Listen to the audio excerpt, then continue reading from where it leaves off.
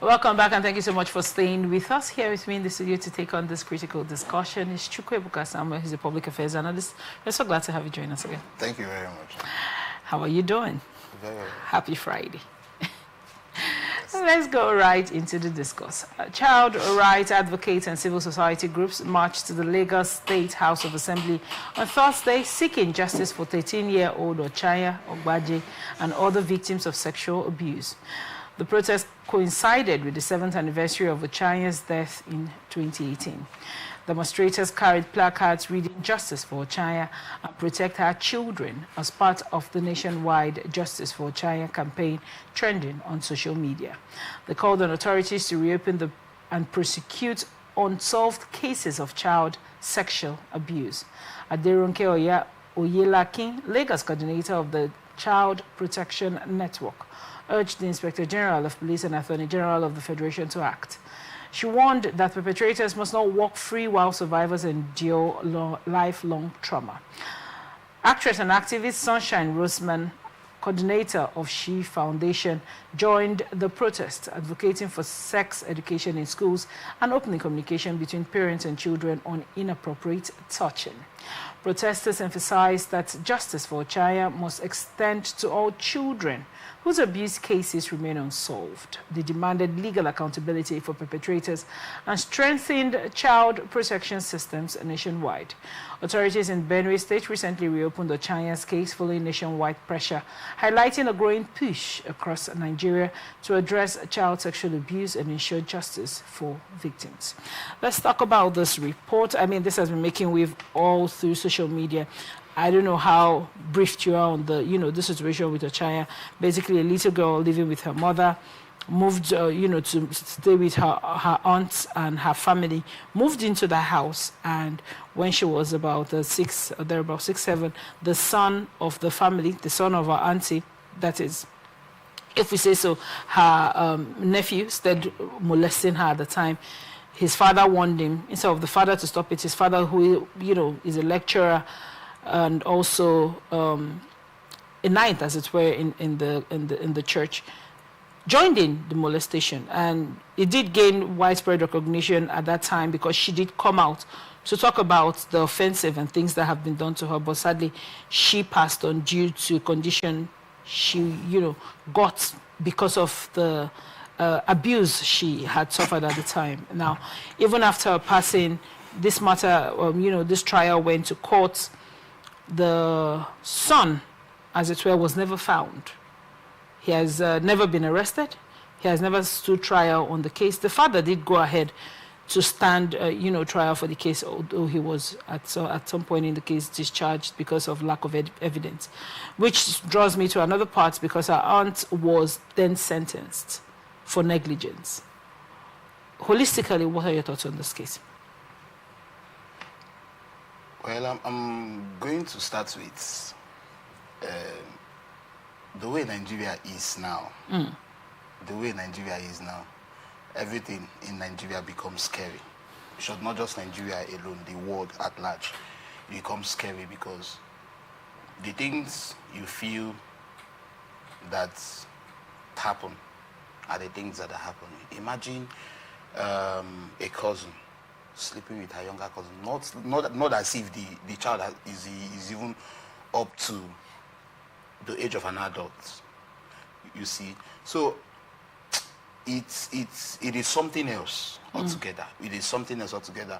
And I feel the government, I think the government should look into this matter. Because if you neglect it, if the government, or if the people who are supposed to look into this matter neglects it, a lot of it will come. Recently, I heard one that they said a father also slept, harassed his 2 daughters, something like that. I'm not sure if I'm correct, but I think something like that. So it's not really good. Ones are 3 to 5 years old, which one? Because yes. we've had this sort of cases resurfacing over time. Now, from your insight on the matters on ground, why do you think this father, this perpetrator, haven't heard the confession from the person that experienced it, naming names before her passing, why do you think this man was let loose? And they said it's because of lack of evidence, right? But if there was a lack of evidence, why was his wife then charged for negligence? Well, just like I said earlier, in Nigeria now, a lot of things are happening in Nigeria, and if you're not careful enough, in fact, just like I said one time, if you are poor in this country, you are finished. Like the person is finished. Sorry, not you, but anybody who is poor in this country, and in fact, if you know your level in Nigeria, just avoid trouble. If you know your level, like you know that you are not really well to do, you don't have the capacity, just avoid troubles. Because now if this man could be freed, perhaps he has money. Maybe he has tried to sort his way out. And then this woman now that they are arrested does not have a say. So now they've actually taken the blame to her. It is not wrong if a woman decides to take his or her child to her sister's place or her brother's place to stay. It's not a wrong thing. So I don't know why they are charging her for negligence. I don't know why. And again too, it also calls for parents too who might not have it, but they want to give birth to 12 children in the house. I don't know if they are using it if they are using it to decorate their houses. If they are using those children to decorate their houses, I don't know. Or if they are, you're not well to do, and you want to give birth to 6 children at this era. What if the insight for the moving of the girl was basically, like said, to send her to the city to get better education? She was a pretty smart girl, as said by the school. She, attended in the village. And, better opportunities abound in the city. Now, if that's the case, there's no wrong in it. But you see, a lot of persons give birth to children they cannot take care of. And then they start looking for who they will send the children to assist train them, or to go as helps, and this and that, and that, and that, and that, and so on and so forth. But if the mom has taken this child out for a better training, it's not a wrong thing. And it is not a wrong thing. It is not a wrong thing at all. But what now matters is how a lot of persons has allowed evil to grow in them. They've decided to sit down, think about evil, and decide to put it into practice. And it is wrong. It is wrong. It is wrong. The type of things, we can control it. We can control these things. These things that are happening, we can control it if we decide that we want to control it. But that's because a lot of persons has decided in their hearts that from now henceforth, I'm going to do evil. And you see them doing evil. Doing a lot of evil. Now, such a thing has happened, and the man has been acquitted. Yes, tried his own part to make sure that. And he has gone back to his lecturing work. Exactly. And then somebody else who has not done any wrong is suffering for it. Let's talk about the evasion of the justice system. Many more civilized countries usually have a case where something of this magnitude happens. The mark of responsibility moves a little bit from the victim's family, and it goes into the states prosecuting for that case. Do you understand? Like the state would be like, this has happened in our state. This person is resident in our state. This is a crime that was committed in our state. So sometimes you hear cases like, Jumbo, John, Ahmed against the state of ABCD, right? If we implemented such systems in Nigeria, do you think we'll have more headway, especially as regards the boy, the son of this family, who was even the first perpetrator of the crime? He was never arrested. He was never charged. He was never seen. As a matter of fact, the daughter of the family was said to have told the mother about this when it was happening with the brother, right? But she was not a witness in court. The son was not seen. It is now all over social media that he has a music, he's into music and he's running a brand or whatever in Lagos. Do you think that we should stand more? Because Ochanya's sister did come out to tell newsmen some days ago that they've never heard about where this boy is. But now they've recently found out he's been in Lagos all this time. That family might not have the technical know-how as regards, the knowledge of how to handle the matter.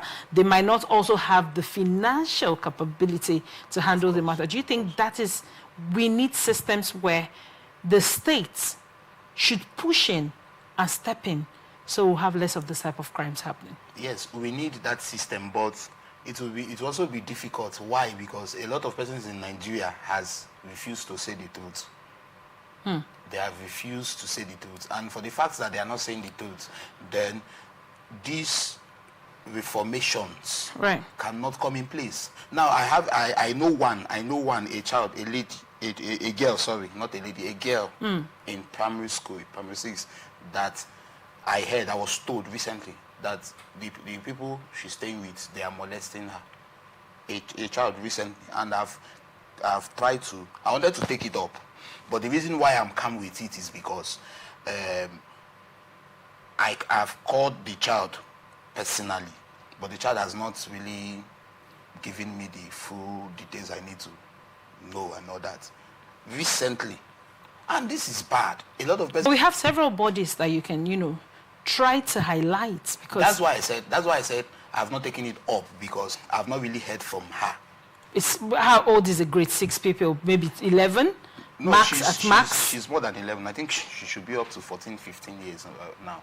I think maybe it should be in a case. I feel they've kind of threatened her. If you say it outside, we'll deal with you, such a thing. So the child might be afraid saying it outside so that they don't deal with her. But I'm still trying to see if I can get that full details I need to get.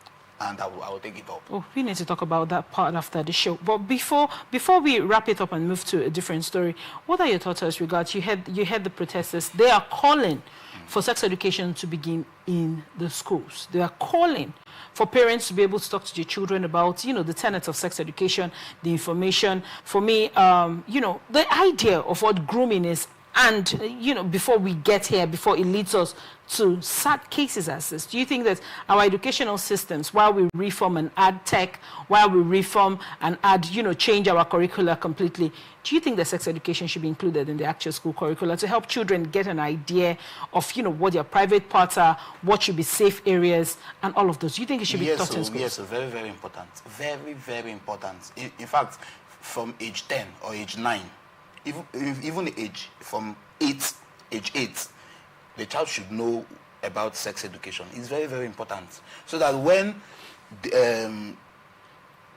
funny moves are being made towards them, they'll be able to defend themselves. If it calls for them shouting, they should shout. If it calls for them raising their voices on that particular person, whether a man or a woman, they should do that. So it is important, it should be added in their education system. In fact, the teachers who are in these schools should be able to, even if it is not part of the curriculum, they should be able to create that time. At this point, with how far this is rising, do you think it should indeed be included? Because it's like saying I get into a school to teach English language, for example, right? And my core, what is contained in my employment letter is I'm a teacher for English language. That doesn't necessarily mandate me, as it were, to teach sex education. Bigger than you, all right? In as much as they are in your class, they are not also bigger than you as a teacher. So as you're teaching them, you should also watch them closely and know what they do. Thank you so much for your insight on that report. We head to Lagos State, as Lagos State has reiterated the enforcement of Section 277 of its criminal law, which requires men who impregnate women outside marriage to provide food, shelter, and medical care until childbirth. Failure to comply can attract a fine of up to 45,000 naira alongside full payment of maternity-related expenses. Officials now warn that further legal consequences may follow defiance of court orders. The law aims to curb cases of men abandoning pregnant women, ensuring that vulnerable women receive necessary support during pregnancy. Authorities emphasize that the provision applies solely within Lagos State, seeking to protect women from financial and medical hardship due to neglect. I mean, this is a new law. This is a law in Lagos State. We're just trying, the government is now, going ahead to want to enforce it. Do you think this is going to stand the test of time? Well, I don't really think it will stand the test of time. But if it will be good. Now, I'm not saying it's for anybody to like me. I'm not saying it. I'm not siding anybody. But the truth is, men and women should curtail. You're talking about the pregnancy aspect, right? No, go ahead. Holistically, I mean, what are your views on the report holistically? Well, this sexual harassment, prohibiting sexual harassment in Lagos State, that's what we are talking about, right? We're talking about when a man in Lagos State, there's a law. Mm-hmm. If you get someone pregnant, okay, you are mandated to cater for the person. Exactly. If you do not cater for the pregnant person through their maternity, their feeding and all of those, you can be arrested. Exactly. And prosecuted. Do you think that is going to stand the test of time? If Lagos State government will be able to implement this and do it, it will be great. At least it will curtail this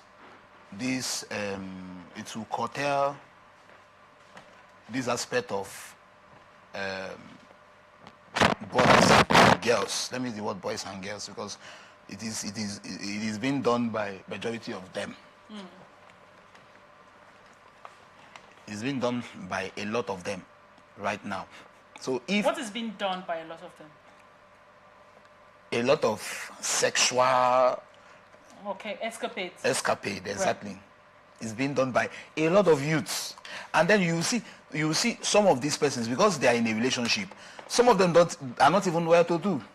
They're not even well to do. They can't even take care of a woman. And you see them involving themselves in having sex and all that. They just want to catch fun. They just want to enjoy the pleasures and all that. And then when the repercussion comes, you see them running away. You will now hear the guy saying, it is not me that got you pregnant. Go and meet the person or follow whoever that got you pregnant. Right. Whereas the guy knows that he is the one. So you see. Okay, go on. So you see, these things, I'm not saying this for anybody to like me. I'm not siding the female gender as well. No. But the truth should and must be said.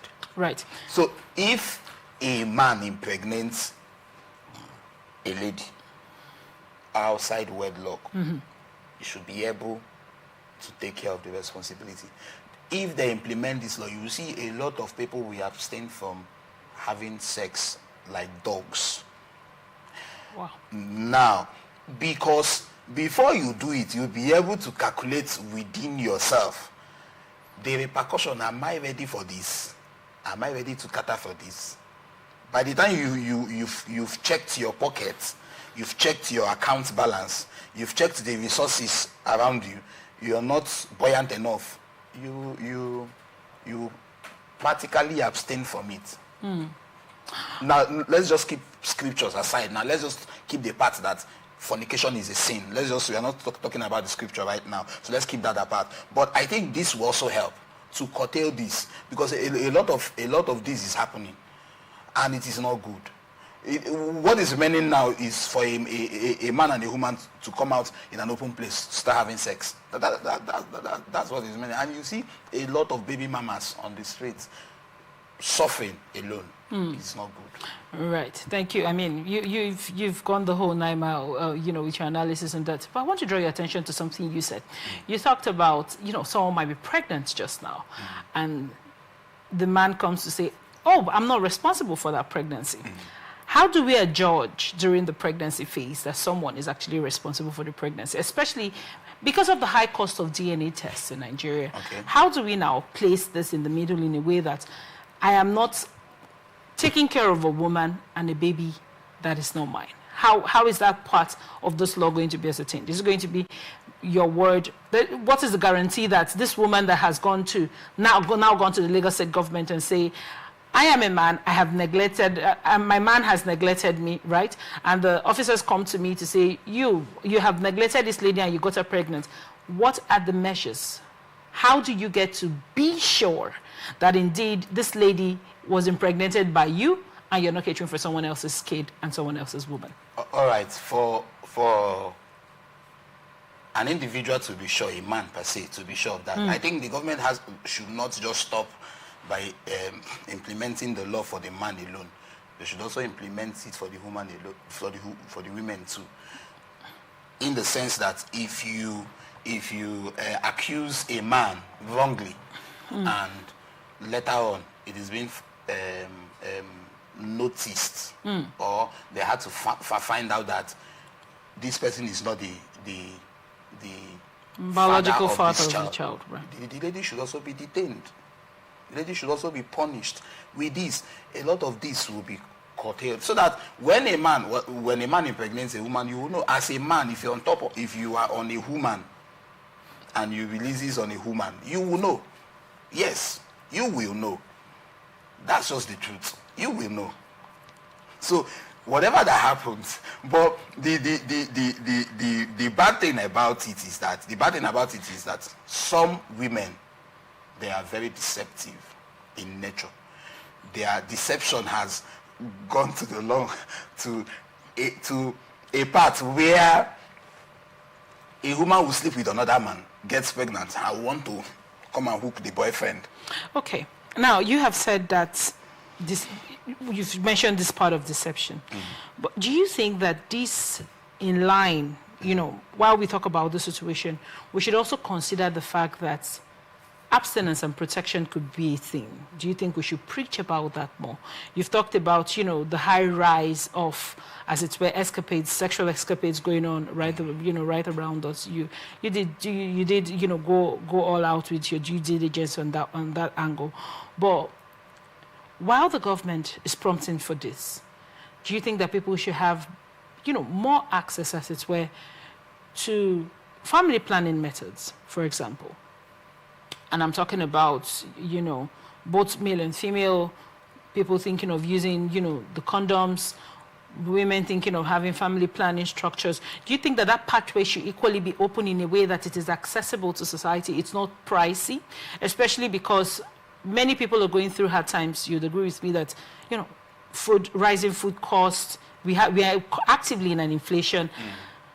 So if these things are cheaper, do you think it will help mitigate alongside this law, like you have said that the law is actually in good standing? Well, it depends. It depends. For the single ladies, I wouldn't advise family planning, except for the married, because most times we might not know the repercussion of those family planning, the drugs you're taking and all that, and so on and so forth. So you don't know if it might destroy the system or not. So if, as a young lady, you are doing or you're taking pills for family planning, it might destroy your system.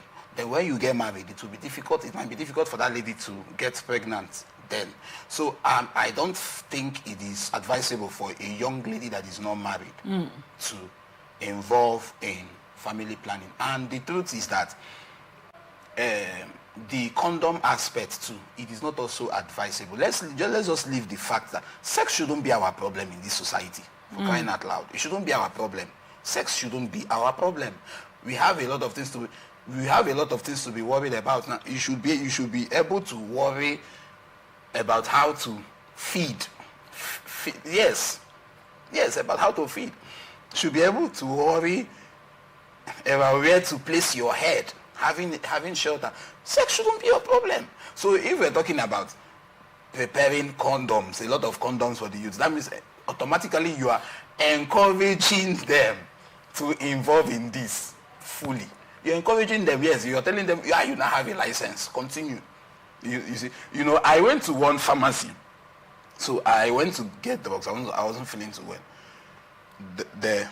You see different kinds of hell. I was like, God, what is this? Different kinds of CDs. It's been lined up and different prices. Oh, a lot of persons were coming to buy. I was like, God, what is this?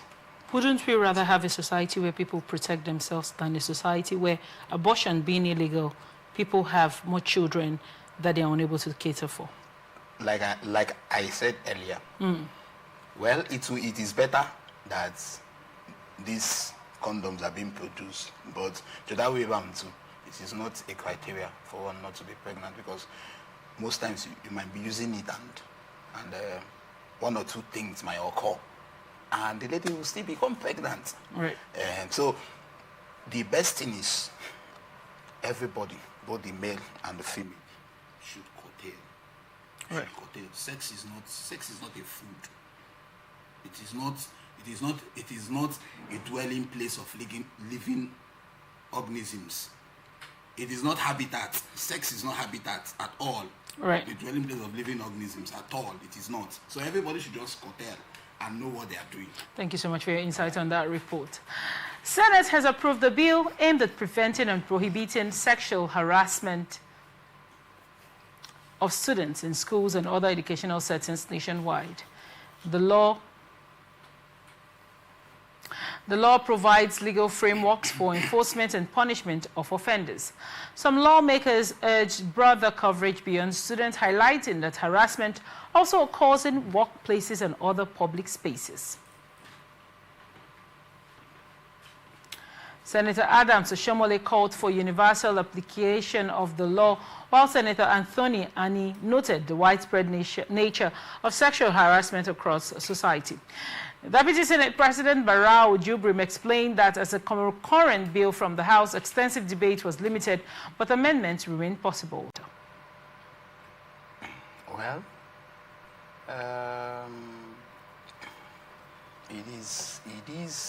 it is a good one, but that's if it will come in place. That's if, just as the government has said, right, if it will actually come in. Because if you look at it critically, you will know that a lot of students are suffering. A lot of students are suffering in school. A lot of students are suffering in school.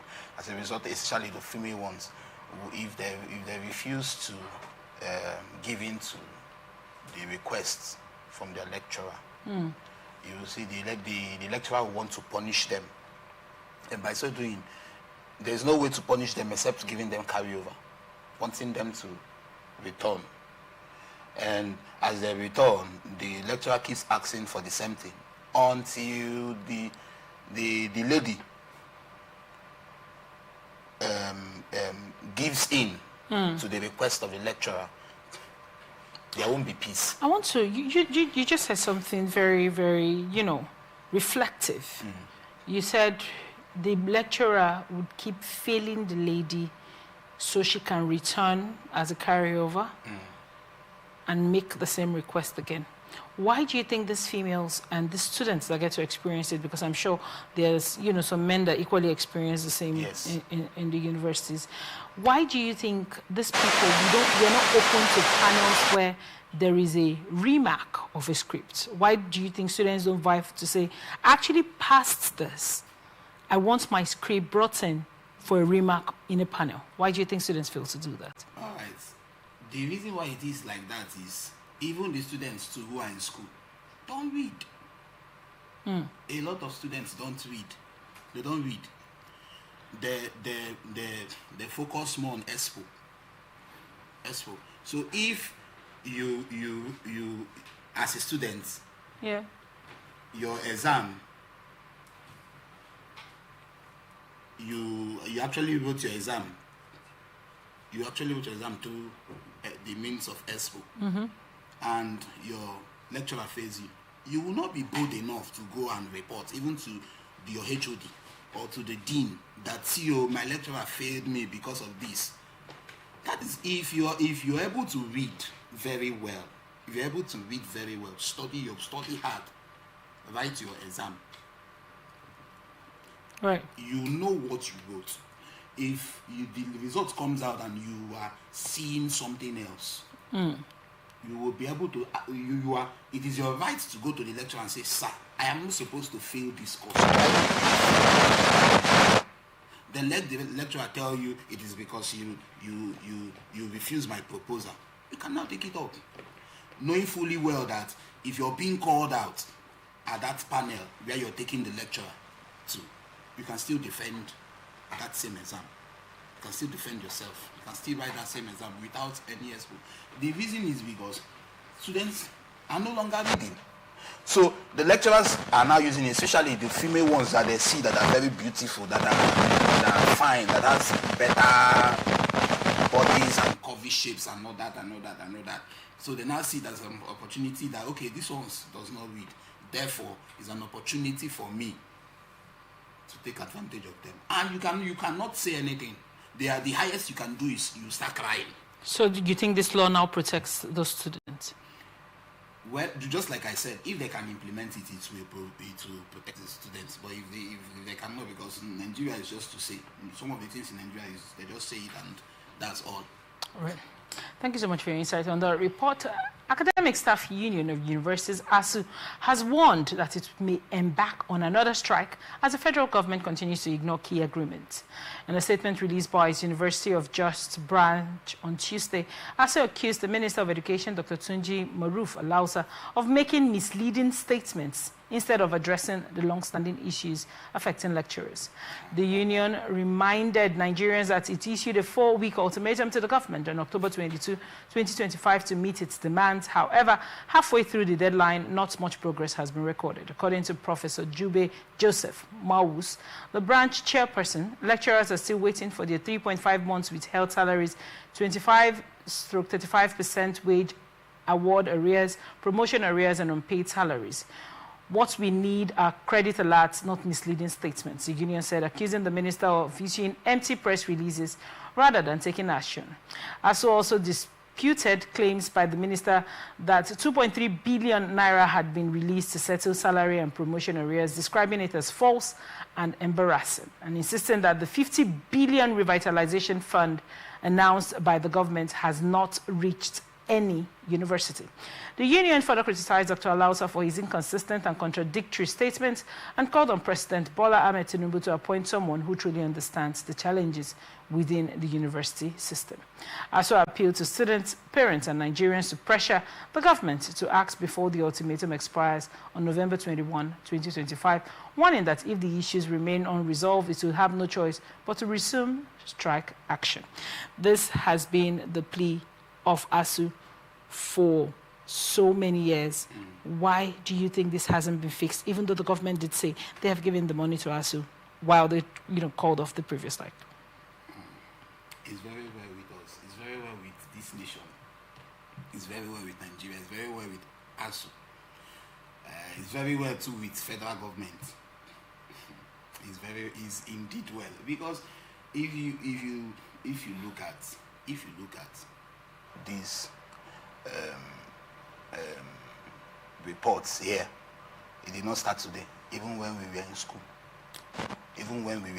These demands have been made for 16 years. The same ASU problem, right. The same ASU. And then I ask, this money that we are hearing every day, federal government actually went to borrow money in billions. What are they using it for? What are they actually borrowing it for their own use, for their own personal use? And you see, a lot of these things is actually what made these lecturers to do some of these things we are talking about, just like the one we talked about. Some of these things is what actually, because if as a lecturer you put in your time, your energy, and the best in you to a child, and the government is not paying, the child too that you're giving the best is not also reciprocating to it, you want to take extort money from them, which is not good. Now, I'm not saying it is a good thing. Okay. It's not a good thing, but then too, federal government should also come to the aid of these lecturers. They are family men and women. Right. they also have families that they are taking care of. Because they are lecturing in school does not mean they have it all. So federal government should stop giving these excuses of there is no fund, there is money in Nigeria. Is this nation where we are, there is money. It is just a group of persons siphoning the money. And it is not good. We need a serious reformation in Nigeria. We need a serious one. These men, they've killed us. These men, I'm sorry to say it, they've killed us. They've killed us in Nigeria. And you see, because these things are going on and nobody is saying anything, it will continue. It will continue. We are not supposed to... in Nigeria, these men don't value the educational system in Nigeria. They don't.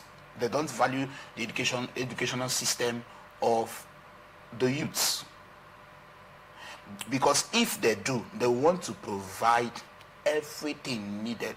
Go to some of the universities they are talking about. Go to some of the universities. They don't even have a good board to write on. They don't have this white board, this marker board. They don't have it. They don't have good ones. They don't have it. And it's a challenge, it's a problem. How can a lecturer be in a particular institution for 6 months, 8 months, 10 months? You've not paid him or her. Then what do you expect them to feed on? How do you expect them to pay transport to come to school? Then there will now be need to extort from the students. You're not giving them the right to extort from the students. And when it becomes part of them, they cannot go out of it, except some of the lecturers that have external things that they use in making money. All right. That maybe they can now, they will be able to source their means from there.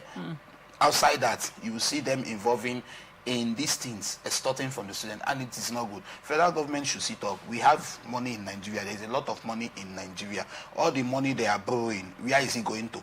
Because when they go out to take it, they will tell us we are using 50 billion for road construction. At the end, they're using 1 million for the road construction. Nonsense road. They'll just give us road that after 2 months, it has gone bad. And then the rest of the money, it is in their pocket. It is not good. It is not good. So the money in Nigeria is now made known to us that it is for a group of persons. It is for a group of persons. It is not for the masses. It is for a group of persons, which is wrong. I pray they do better. Thank you so much for your insight on that report. And this is where we wrap it up on this episode of Atlantic Society Watch. Thank you, Chukwuebuka, for coming on the show and giving us good insight. Thank you very much. Remember, we're open for sponsorship of this program, jingles and other placements, news and events coverage, personalities of society and political interviews, product service promotions, and commercials. You can watch us live on www.atlanticnetwork.tv. We're also on Avo TV channel 204, Limex TV platform, Ifestech platform, Apple TV, Niger TV, and Iroko TV. Connect with us on all our ATN socials. Subscribe, like, and share. Facebook and YouTube, Atlantic Television Network. Instagram and TikTok, Atlantic TV Network 1. We're on X on Atlantic TV Net. Remember that peace and unity are the pathways to progress. Thank you so much for watching. My name is Otaria Benjamin. Stay with us. Up next is International Tidbits.